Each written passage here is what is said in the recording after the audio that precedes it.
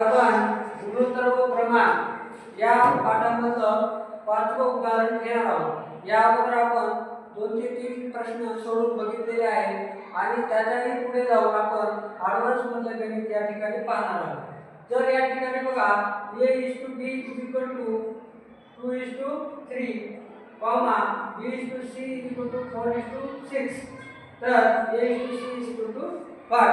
तर बघा आता यामध्ये आपल्याला त्याच्या किमती दिलेल्या आहेत, त्याच्यावरून शेवटी a आणि c ची किंमत काढायची आहे। तर त्याच्या फॉर्म मध्ये म्हणून घ्या a छेदात b बरोबर 2 छेदात 3,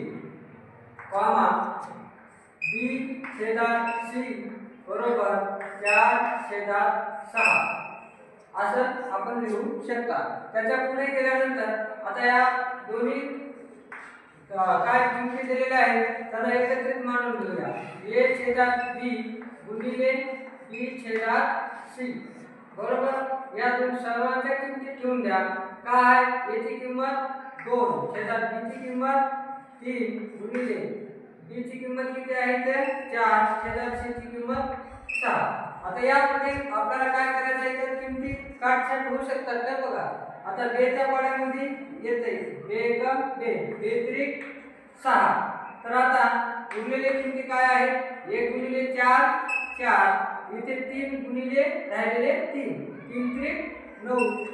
तर आपल्याला उत्तर किती मिळालं 4/9। म्हणून आता फायनल उत्तर काय आहे a is to c बरोबर 4:9। धन्यवाद।